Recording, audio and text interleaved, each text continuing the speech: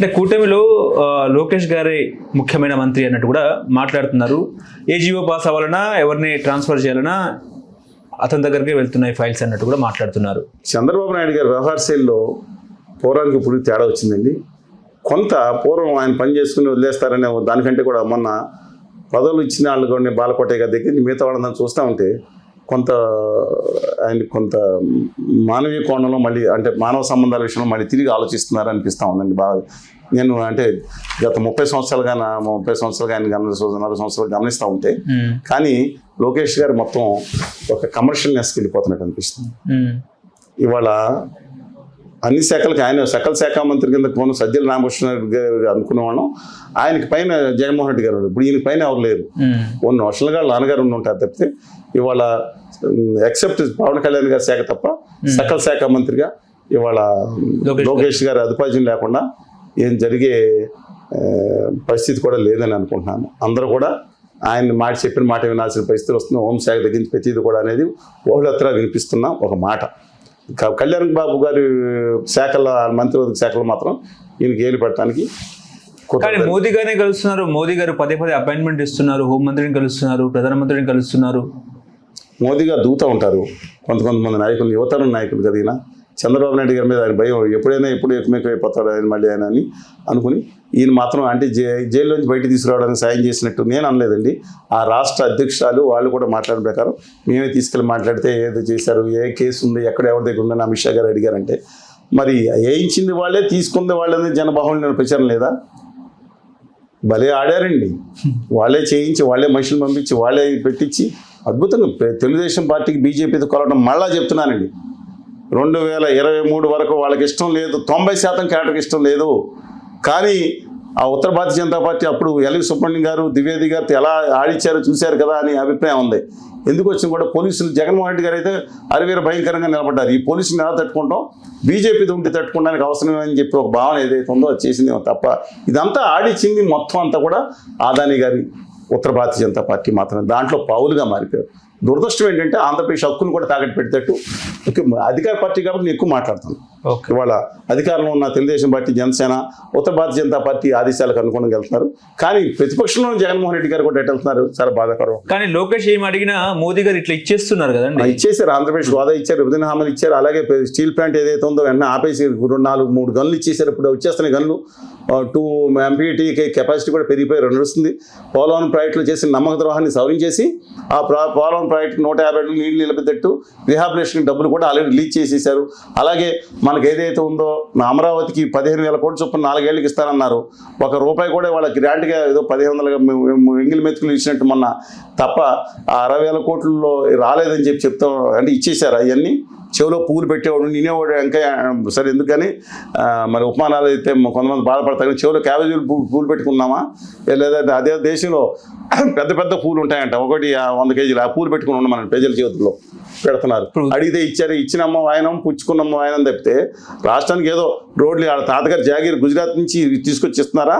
ఆంధ్రప్రదేశ్ ప్రజలు కట్టిన పన్నుల్లోంచి కేంద్ర ప్రభుత్వం తీసుకుని మనంగా ఇచ్చే తక్కువ వేస్తుంది. దానికి మోడీ గారు ఇచ్చారు, వాళ్ళ తాతగారు ఇచ్చారు, ఆదాని గారు ఇచ్చారు. ఏంటంటే ఇచ్చింది నాకు అర్థం కాదు. ఆ బీహార్కి ఏమో ₹100 కడుతుంటే ₹150, ₹200 ఇస్తున్నారు.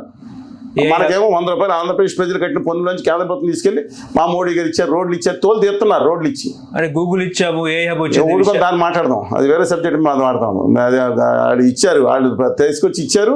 ఇక్కడ బానిసలుగా పనిచేయండి, చప్పట్లు కొట్టండి.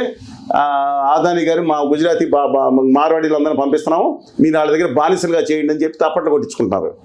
మీ రాష్ట్ర ప్రజలు పొళ్ళోడు కట్టిన పన్నుల్లోంచి రాయితీలు మేము ఇచ్చేదేంట్రా, మీ సన్నాసులారా, మేము ఇవ్వాలి, మీకు మేము రాయితీలు ఇవ్వాలి 100%. మేము గుజరాత్ తరలించుకెళ్ళిపోయాం. మీరు కట్టిన పన్నుల్లోంచి మా గుజరాతీ మార్వాడీలో ఉన్న కొంతమందికి మీరు రాయితీలు ఇవ్వండి. మీ రాష్ట్ర ప్రజలు పళ్ళు ఊడగొట్టి కట్టిన పన్నుల్లోంచి ఇవ్వండి అని చెప్తున్నారా? ₹8.80 నుంచి ₹11 ఈ రాష్ట్రంలో ప్రతి షాపు వాడు గేట్ కమిటీ వాళ్ళు కరెంటు బిల్లు కడతా ఉంటే మీరు కట్టిన పన్నుల్లోంచి రాయితీలు వాళ్ళ మార్వాడి గారి మిత్తల్ గారికి, అగర్వాల్ గారికో లేకపోతే ఆదాని గారికి ఇవ్వాలా అండి? నేను అడిగింది బాధగా ఉందా ఒక్కొక్కరికి? కక్షాదింపులా? విశాఖ గూగుల్ డేటా సెంటర్ వచ్చింది కాబట్టి ఇక 29 తిరిగి ఉండదు అనేది కూడా చర్చ నడుస్తూ ఉంది కూటమికి. స్వతంత్ర వ్యక్తిత్వం ఉన్న వాళ్ళకి తప్ప మిగతా వాళ్ళకి కొంచెం ఎసిడిటీ ప్రాబ్లం ఉన్న వాళ్ళకి కొంచెం డైజన్ వేసుకునండి.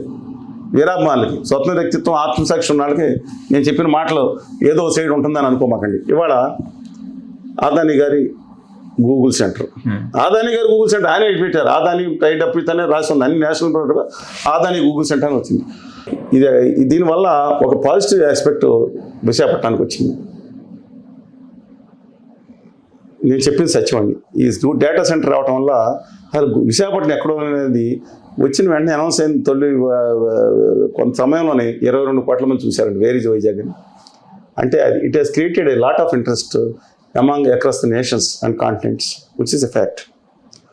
ఒకవైపు ఒక పాజిటివ్ వైపు వైబ్రేషన్స్ ఆంధ్రప్రదేశ్ రావడానికి డెఫినెట్గా ఈ డేటా సెంటర్ ఉపయోగపడుతుంది. బట్ ఇట్స్ నాట్ న్యూ అండి.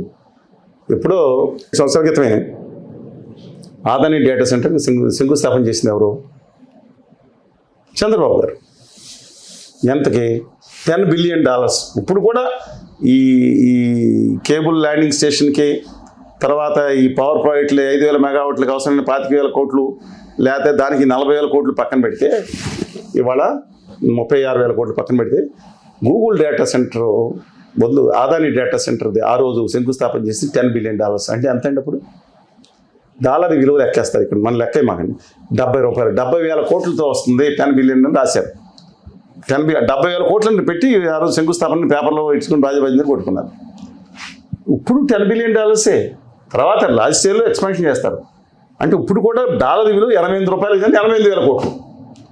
అడిషనల్గా ఇది కలిపి దానికి అదానీ గారు పవర్ ప్లాంట్ పెట్టేది ఇది పెట్టారు. నేను చెప్తున్నానండి, దాంట్లో వచ్చే ఉద్యోగాలు ఎంతో కొంత వచ్చింది అనుకున్నాం. కానీ 1,88,000 మందికి ఉపాధి ఎందుకండి సోది? ఎవరిని మోసం చేస్తున్నారు మీరు? ఒక పాజిటివ్ ఆస్పెక్ట్ వచ్చింది, లో లేటెన్సీ వస్తుంది, కేబుల్ ల్యాండింగ్ స్టేషన్. ఈ దేశంలో అనేక నగరాల తర్వాత మచిలీపట్నం కూడా ఆల్రెడీ కేబుల్ కనెక్ట్ అయిపోయింది. కేబుల్ ల్యాండింగ్ స్టేషన్ చిన్నది అది. ఇప్పటికే ముంబైలో మేజర్ ఉన్నాయి, తర్వాత ఏమో చెన్నైలో ఉన్నాయండి. తూటికోరను, కొచ్చిన్, మిగతా చోట్ల కూడా వస్తున్నాయి. Cable landing station 3rd largest ఇక్కడికి వస్తుంది. సంతోషం. లో లేటెన్సీ వల్ల అక్కడున్న సమయం మోస్ట్ ఇంపార్టెన్స్ ఉన్న ఫైనాన్షియల్ సెక్టార్లు కానీ ఉపయోగపడుతుంది. Acceptable, I'm accepting. మీకు అర్థమైంది కదా? కానీ వచ్చే ఉద్యోగాలన్నీ ఈ ప్రపంచం మొత్తం మీద గూగుల్ కంపెనీలో పనిచేసే వాళ్ళు ఎంతమంది అండి? 50 దేశాల్లో గూగుల్ పనిచేస్తుంది. ఈ 78 సెంటర్లు ఉన్నాయి. సబ్ సెంటర్లు కలిపి 150 ఉన్నాయి. ఎంతమంది పనిచేస్తాను మీ ఉద్దేశం? గూగుల్లో 1,08,000 మందికి ఇక్కడ ఉపాధి వస్తే అక్కడ ఎంతమంది పనిచేస్తుంది? మొత్తం గూగుల్ సెంటర్లో ప్రపంచవ్యాప్తంగా 50 దేశాల్లో పనిచేసే ఎంప్లాయీస్ సంఖ్య 1,85,700 పొందుతుంది మార్చి 31 నాటికి. చలో పూలు ఏమైనా ఉన్నాయా? ఒక పాజిటివ్ ఆస్పెక్ట్ చెప్పండి. బాధ్యమందిని కొట్టుకుంది దీనికి.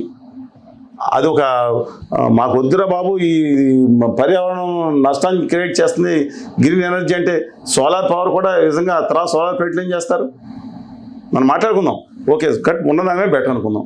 అది తీసుకొచ్చి దేనికి ఇస్తున్నారు? మిగతాది దాంట్లో ఆయనే చెప్పారు, సుందర్ పిచ్చై గారు. గూగుల్ మోడీ మాట్లాడాడు, వాళ్ళు మాట్లాడాడు, ఆధారమే రాష్ట్ర ప్రభుత్వం గురించి ఏమైనా చెప్పాడు ఒక్క మాట? ఆయన లోకేష్ గారి గురించి కానీ ఏమన్నా ఒక మాట మాట్లాడారు సుందర్ పిచ్చై గారు? కాదు కదా. ఇవాళ 10 బిలియన్స్ మేము అక్కడ పెడతామని చెప్పి ఒకసారి ప్రకటించాడు ఇండియాలో. ఎప్పుడో ప్రకటించాడు ఆయన. మీరు నెట్లో కూడా చూడండి. మోడీ గారు అమెరికా వెళ్ళినప్పుడు ఆయన ప్రకటించాడు. అది వాళ్ళ అదానితో మ్యాచ్ ఫిక్సింగ్ జరిగిందా లేదని మోడీ గారు చెప్పాలి. అదాని గారు అందరూ ఒకటే కదా. ఇవాళ అసలు ఆంధ్రప్రదేశ్కి రావాల్సిన 1.5 కోటి ఉద్యోగాలు పోయి మేము బాధపడుతుంటే ఎలాగంటే 10 లక్షల నుంచి 15 లక్షల మంది ఇక్కడ యువత, దమ్మున్న యువత కులగజ్జి, మత పిచ్చి, ఉప ప్రాంతీయ పిచ్చి అంటకట్టకుండా ప్రయత్నిస్తాను చూసారు. దాని నుంచి బయటకు వస్తారు డెఫినెట్గా కొంతమంది. మిగతా అందరూ ఉంటారు. వాళ్ళు కనుక పరిశ్రమలు పెడితే 15 లక్షలు తల ఒక 10 మందికి కనుక ఉద్యోగాలు ఇస్తే 1.5 కోటి మందికి ఇక్కడ ఉపాధి వస్తుంది. ప్రతి ఊళ్ళోనూ తన దమ్మున్న యువతరం తన ఊరికి ప్రతిష్ఠ తీసుకొస్తాడు, తన పెంచిన కుటుంబానికి ప్రతిష్ఠ తీసుకొస్తాడు. అంతేగాని మారవాడి గారి ఫ్యాక్టరీలో చేరానని, మారవాడి గారి యొక్క గుజరాతీ గారి ఫ్యాక్టరీలో చేరాను నేనని అందులో 100 ఉద్యోగాల కోసం గుమస్తా కింద లేకపోతే వాచ్మెన్ కింద అని చెప్తారండి వీళ్ళు. నేను అడుగుతాను, ఆత్మగౌరవంతో నిలబడి తను 100 మందికి గుజరాతీ వాళ్ళకి ఉద్యోగం ఇవ్వాలి, మా గుజరాతీని ఫ్యాక్టరీ పెట్టాలి, గుజరాతీని సెంటర్ ఏర్పాటు చేయాలి, అవసరమైతే తను ఇక్కడ బలోపేతం చేసుకుని అది ఉండాలి. కానీ మొత్తం నాశనం చేస్తారు. ఆంధ్రప్రదేశ్ రావుతున్న విభజన హామీలు నాశనం చేశారు, మనకు రాయితీలు నాశనం చేశారు. వీళ్ళు రాయితీలు దొబ్బేస్తున్నారు. ఆంధ్రప్రదేశ్ కేంద్రం ఇవ్వాల్సిన రాయితీలు అయితే మన యువత వీళ్ళు ఇండస్ట్రీస్ పెట్టుకుంటారు, వీళ్ళు సేవారంగాన్ని చేసుకుంటారు, ప్రపంచంలో గొప్పగా తయారవుతారు కదా. వాళ్ళు మానేసి వీళ్ళు ఆంధ్రప్రదేశ్ ప్రజలు కట్టిన పన్నుల నుంచి రాయితీలు ఇవ్వటం అంటే ఇదో డేటా సెంటర్ సంతోషం. నేను అదే సమయం హైదరాబాద్ చెప్తాను. హైదరాబాద్ గూగుల్ సెంటర్ ఉంది, 15,000 మంది ఉద్యోగాలు చేస్తున్నారు.